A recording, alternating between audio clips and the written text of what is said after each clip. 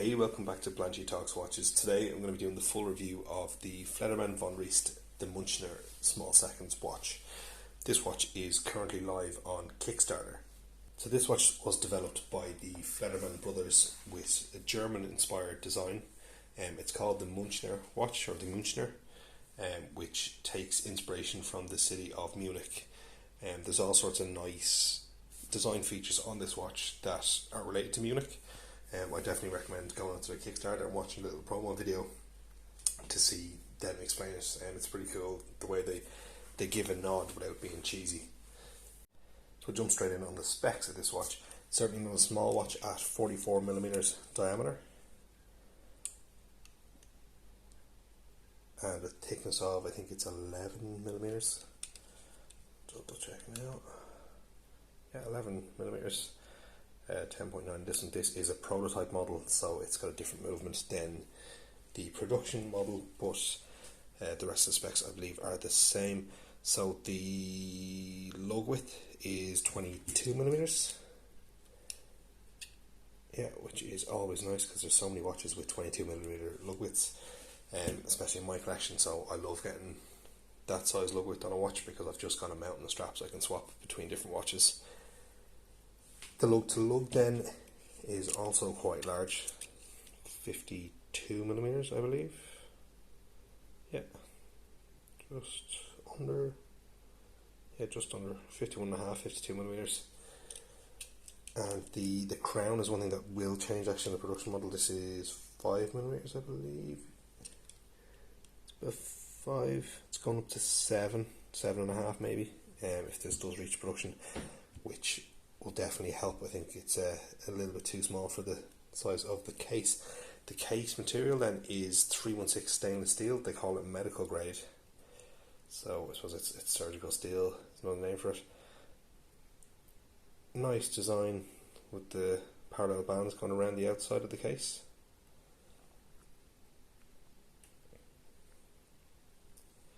It's a nice little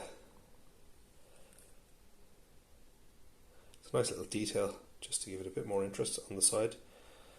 Nice side profile of the case as well. You can see it's beveled top and bottom. The case back then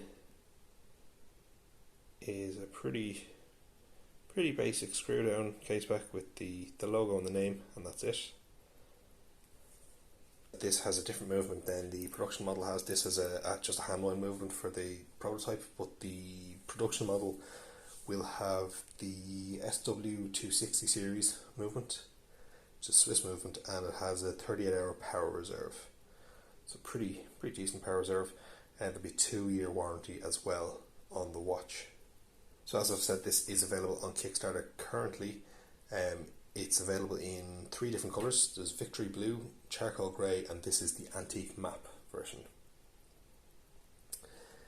It's taken off at a very slow start on Kickstarter, and they have a very high target, so I'm not too positive about how this campaign is going to end. I think the target is $190,000, so they're quite a bit short of that right now, but there is still a few months left on the campaign, so I think it's definitely worth, if you're interested, get over to Kickstarter pledge, and they don't take any money until it is fully funded, so there's no risk from that side of it.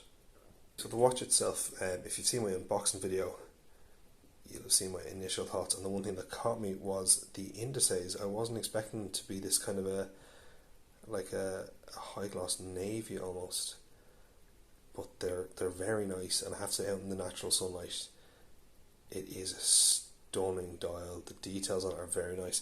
There's just a really nice depth to it while being quite plain. I think due to the size there's a lot of dead space on it, but it doesn't feel plain, and it doesn't feel busy. There's a nice balance, I feel, of detail on it.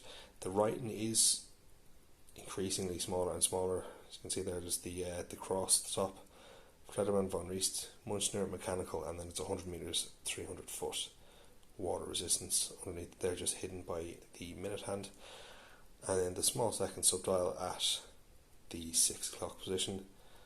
If I can get a close up on that there, you can see the concentric circles with the red accent of the second hand and the indices which are printed on there.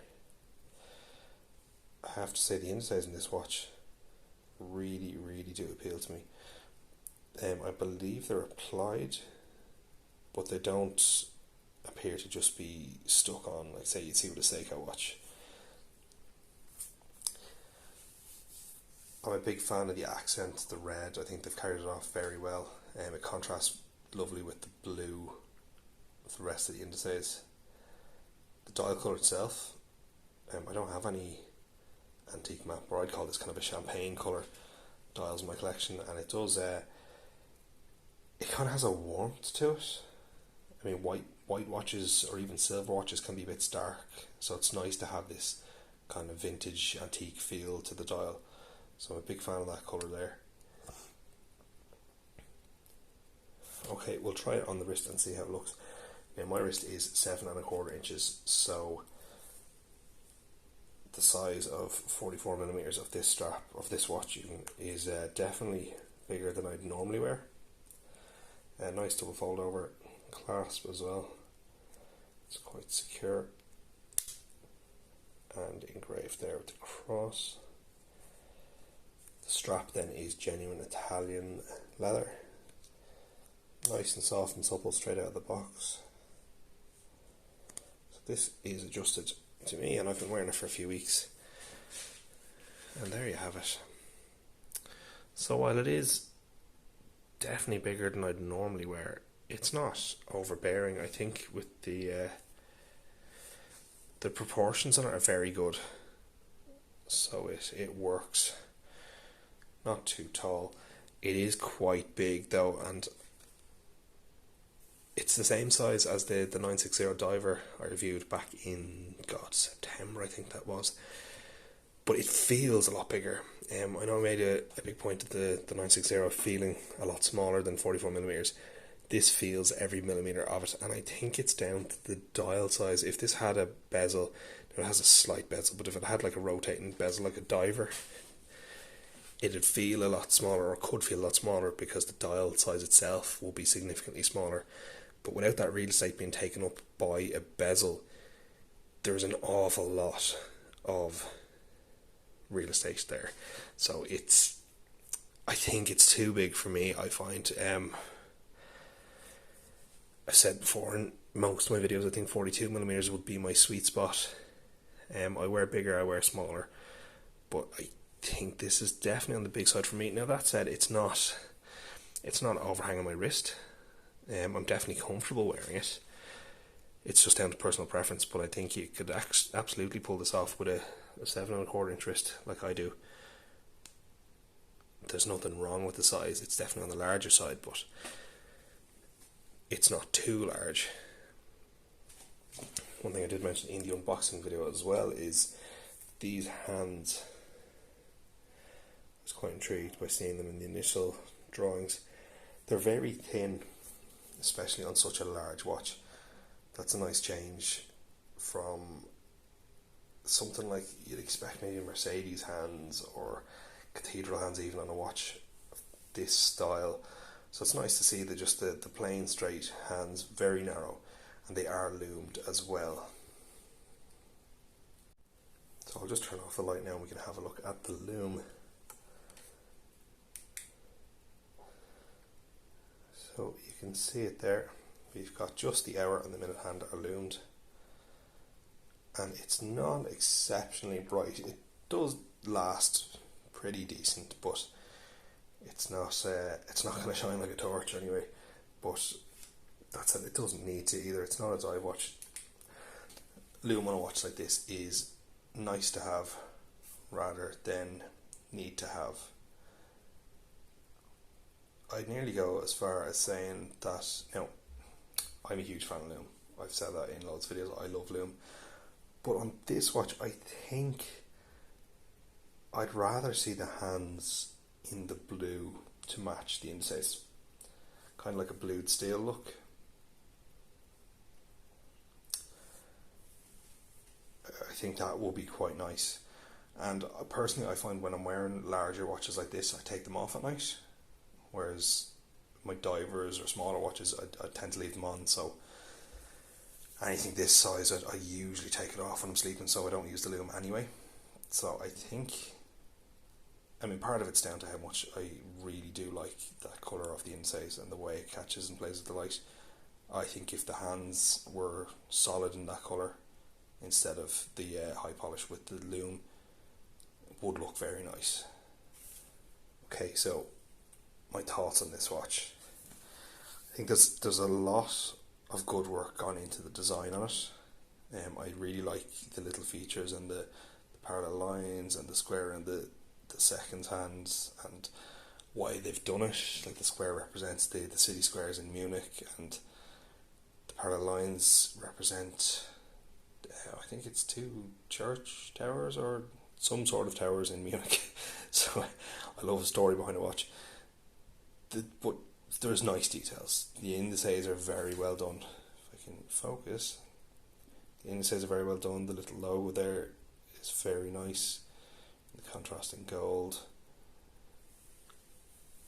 The quality of the watch seems to be very good. My only complaint was this crown.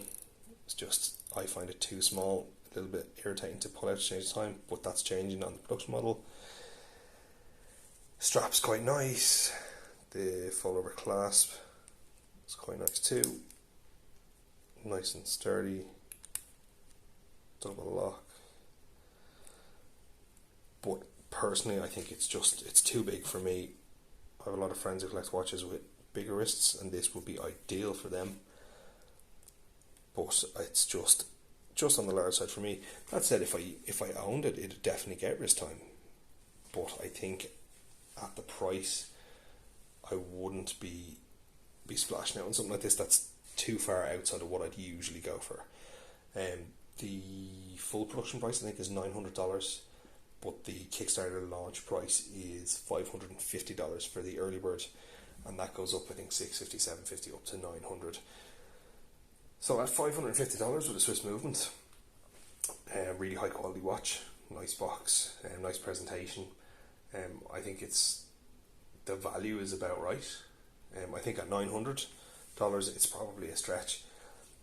I think they could sell at $900. People would buy them, I think, once the reputation was built up a bit.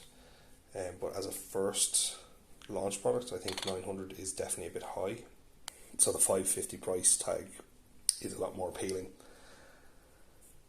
But yeah, I don't know. It's hard to criticize it. Like it's down to personal opinion, and that's something that can be difficult when reviewing watches.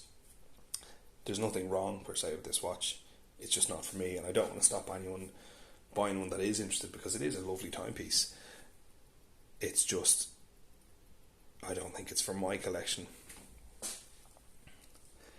That said, if you are interested, make sure you get onto Kickstarter. I'll put the link in the description below and get a pledge in. As I said, it's not looking likely they'll reach the target, but that's happened before with other great brands that have come back with a bigger base on their email list and sold out very quickly. I think it was the Solus Starlight did it there a couple of years ago.